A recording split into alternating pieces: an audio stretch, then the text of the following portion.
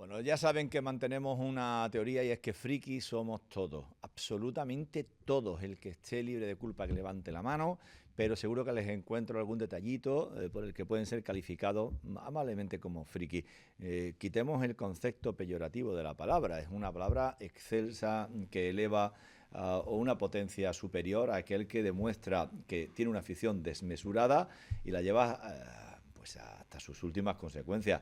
Lo de este podcast probablemente se embarque dentro de esa teoría última, porque son frikis de Mortadelo y Filemón que han hecho un podcast para desmenuzar casi viñeta a viñeta una producción, la de El Gran Ibáñez, prácticamente inabarcable. Necesitarán muchos años y muchos podcasts para acercarse mínimamente a la primera etapa siquiera del maestro Ibáñez. Nos acompaña Nico Tomé, Doctor Electro también. Lo de Doctor Electro, cuéntame, que me ha dejado un poco pillado.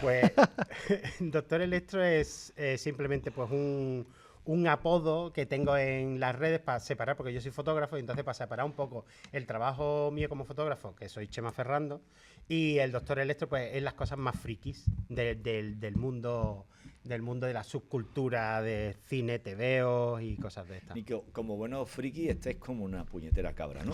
Oye, nos ha llamado frikis, ¿no? Sí, Eso tenemos un tirito dado. Hombre, un tirito dado sí tenemos, sí. Digamos que nos embarcamos en esto de una manera así, viniendo directamente de algo bastante friki, porque los cómics siempre se han ¿Qué considerado engancha? frikis. ¿Hasta qué punto vuestra pasión os puede llevar a devorar toda la literatura de cómic de Ibáñez? Yo creo, en mi caso en particular, es una vuelta al pasado, ¿vale? Yo cuando cojo un libro de Mortadelo y Filemón, vuelvo a tener 7, 8, 9, 10 años, porque claro, fue tan extensa su carrera que en muchos momentos de nuestra infancia nos hemos embarcado a leer uno de estos cómics, ¿no? Y entonces para mí es como volver a ser un niño otra vez. Entonces, no creo que sea una cosa... Yo realmente no lo considero muy friki. Ya, efectivamente. Normalmente nadie tiene un espejo enfrente. O sea, ¿vale? O sea, relájate, que normalmente todos los frikis, me incluyo, no nos miramos al espejo y decimos, yo soy un tío normal, el raro es aquel, que le gusta coleccionar sellos. Efectivamente. Yo es que empecé a leer porque quería saber lo que decían las historietas de Mortadelo y Filemón. A mí al principio, tú sabes, eso de acabar el preescolar y no saberme ni las vocales, pero ponerme delante de uno de estos y querer saber qué es lo que decía, y gracias a eso empecé a leer y ya, claro, desde ahí ya para adelante. Yo he sido muy fan y soy muy fan de Mortadelo y Filemón, probablemente ha sido el TVO, digo TVO, pues tengo cierta edad, o los cómics, pues recuerdo perfectamente la emoción de haber cogido. Hacía unos tochos enormes para según qué acontecimientos Ibáñez, y yo recuerdo tener con verdadera pasión el de las Olimpiadas de Moscú 80. Nuestro último programa, precisamente. O sea, lo de Moscú 80 fue una fantasía porque además era un tipo que aprovechaba también el cómic para hacer crítica social, y una crítica social muy dura, muy intensa, es decir, a través del humor, de la broma, de lo hilarante de Mortadelo, de Filemón y de quienes los acompañan, ahí había un pozo de carga fuerte. Sí, la verdad es que tiene una crítica social, a veces la expresa más que otras. En la historia de los cómics de Ibáñez, de Mortadelo y Filemón, también hay luces y sombras. Hay algunos que son muy críticos, con un humor muy ácido, pero sin embargo hay otros que son muy light, son más como enfocados a los niños, y hay otros que son un poquito más de su etapa cuando tenía muchísimo trabajo, porque este hombre lo que tenía que haberle dado es un premio a... Sí, Era estajanovista.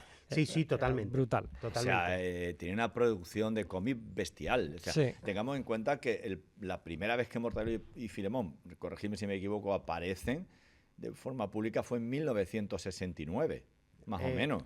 Incluso antes, sí, ¿no? Sí, a ver, no, Mortadelo y Filemón, efectivamente, en el 69, hace 55 años largos. Sí, sí, sí. Sí. Y bueno, la primera aparición no es más que anecdótica, o sea, tampoco podías imaginar que Mortadelo y Filemón iban a tener el recorrido que tuvieron después con el paso de los Yo creo años. que lo hizo en una revista que se llamaba Pulgarcito, ¿puede ser? Exacto. Sí. Pero mira, esa es la edición guay, la de lujo. Efectivamente, Esa es la chula, enséñala. Sí. Esas son las molonas. Esto es uno de nuestros libros de referencia a la hora de buscar información, pero sobre todo nosotros acudimos mucho, al menos yo, a una página que se llama el blog no oficial o la página no oficial de Mortadelo y Filemón, y allí hay una cantidad excelsa de información sobre Mortadelo y Filemón y sobre todos los números y cada una de las historietas. Wow. Es absolutamente increíble.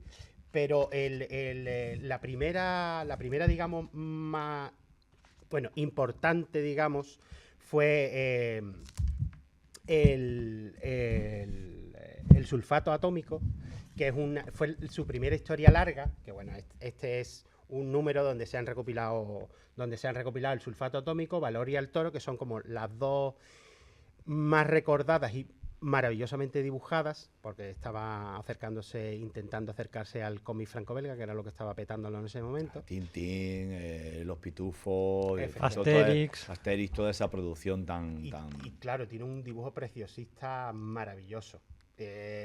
Y además es divertidísimo. Es que te enganchaba. Yo recuerdo que el de las Olimpiadas del 80 me duró un fin de semana. ¿Y quién no recuerda en su infancia? Yo tengo un amigo que recordaba que se escondía debajo de la manta para leer el cómic con una pequeña linternita y tenía que intentar reprimir su risa porque... ¿Qué diseccionáis en el podcast? Es decir, dais rienda suelta a vuestra imaginación, vais desmenuzando un poco la vida, historia y desarrollo de Ibáñez a través de Mortadelo y Filemón. ¿Qué buscáis a través del podcast? A ver, normalmente nuestra estructura del programa empieza con de qué va el TVO, en qué época se desarrolla, porque claro, intentamos ponerlo dentro de una perspectiva histórica, dentro de lo que es el tiempo en el que se escribió y qué otras cosas estaba haciendo o hizo en ese mismo año, para ponerlo en perspectiva sobre más o menos la calidad del trabajo que tenía ese año y cómo lo había desarrollado. Y después hablamos de lo que nos interesa a cada uno, que normalmente pues hablamos un poco antes del programa para tener una idea de qué va a hablar cada uno. Qué pena que no hubiese nacido belga. Bueno, claro. Sería una figura mundial hiper reconocida. Es una pena, pero yo me enorgullece mucho que haya sido español porque además ha aportado al idioma un montón de cosas, en el sentido de que, nuestro vocabulario está lleno de expresiones de Mortadelo y Filemón, y además también nos enseñó un montón de palabras en términos de léxico. Yo aprendí un montón de cosas que no sabía ni qué significaban leyendo Mortadelo y Filemón. Bueno, no os escondéis, porque vuestro YouTube, donde colgáis vuestro podcast, es Los Tíos de la Tía. Sí. O sea, una declaración de intenciones a portagayola, Eso fue... Nada de rodeo, ni... Fue idea de Chema el nombre, la verdad que buenísimo. Entonces, en cada uno de nuestros capítulos lo que intentamos hacer o lo que hacemos es analizar una de las historias largas, y una vez al mes pues analizamos otra cosa. Por ejemplo, como Ibáñez tenía tantos personajes diferentes, pues podemos enfocarlo a Rompetechos o podemos enfocarlo a Ofelia nada más. Entonces lo que intentamos hacer es eso, hacer unos programas cada semana sobre una historia larga diferente. El lunes nos toca el directo con Mortadelo y Filemón en Alemania.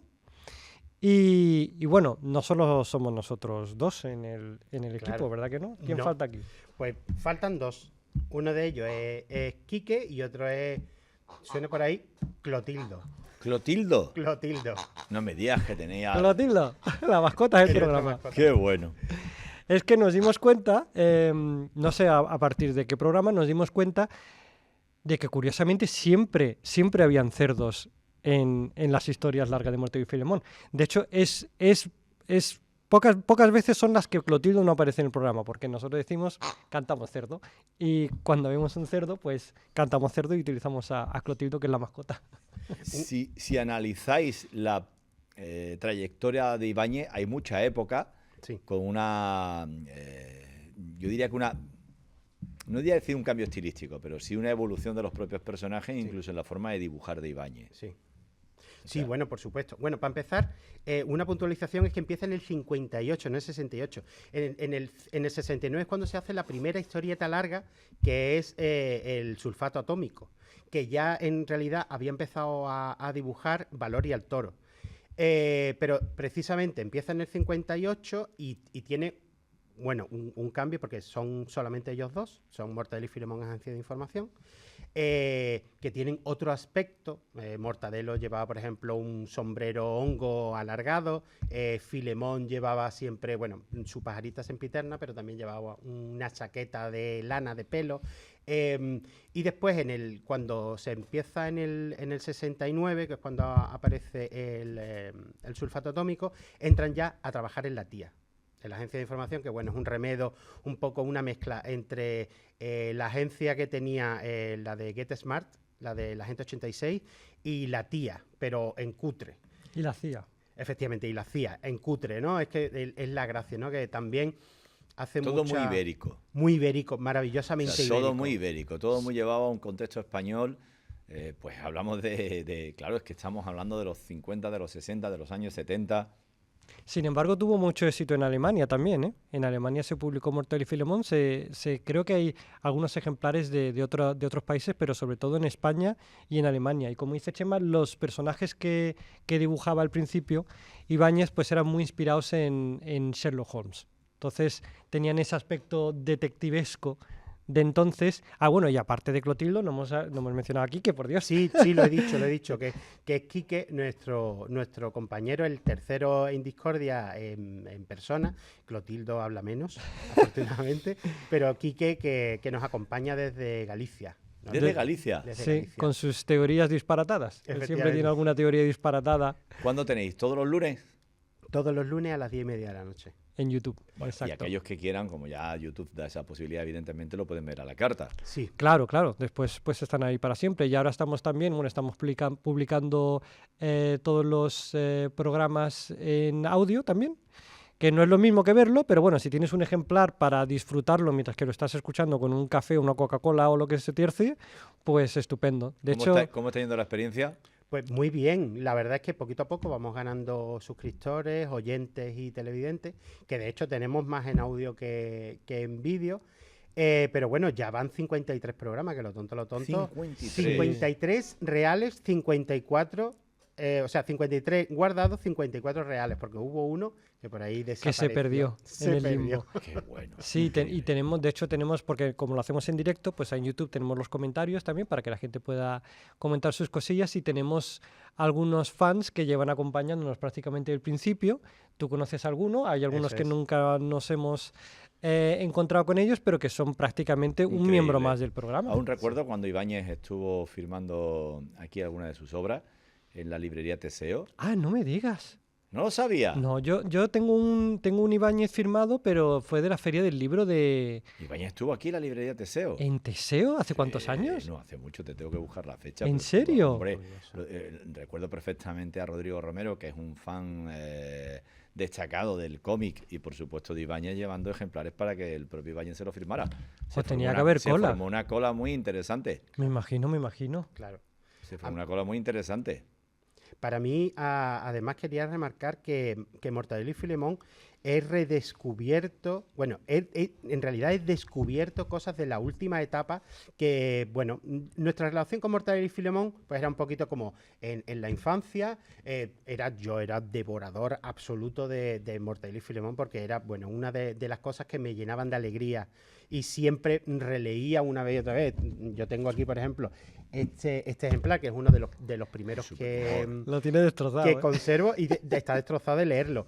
Pero después con el programa hemos llegado también a descubrir que él tiene, porque Ibáñez tiene dos grandes, tiene varias etapas, ¿no? Pero Sí. la que nosotros tenemos como etapa imperial es desde el año 69 aproximadamente hasta mediados de los 80, que entra ya un poco en conflicto con todas las cosas de Bruguera, porque lo explotaban brutalmente. Es terrible. Pero después, en los 90, a mediados de los 90, principios de los 2000, tienen una segunda etapa imperial para nosotros que llamamos, porque tiene unas historietas que yo nunca había llegado a leer, pero que hemos descubierto que son maravillosas, porque tienen un guión increíble, tienen muchísimo ritmo y después tienen un dibujo que no te lo crees.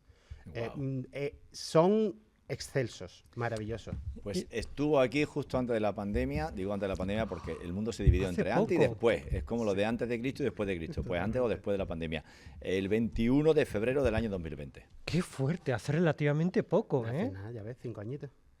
Bueno, de hecho, cuando nosotros íbamos a empezar el programa, que no llevábamos nosotros la batuta, la llevaba Juan, conocido como del canal Secuencia 11. De Secuencia 11, Juan Pérez. Juan Pérez, estábamos estudiando lo que íbamos a hacer, preparando el primer programa, y en ese momento falleció Ibáñez. Sí, wow. O sea, a 4 días de hacer el programa, pero no lo quisimos entonces sacar en ese momento porque, claro, pensábamos que se nos iba a ver un poco como oportunista. Como oportunista. Y eso es, yo he huido. Aficionado al cómic y sobre todo a Ibáñez y a Mortadelo y Filemón, tienen esa oportunidad todos los lunes en ese podcast con @lostíosdelatía.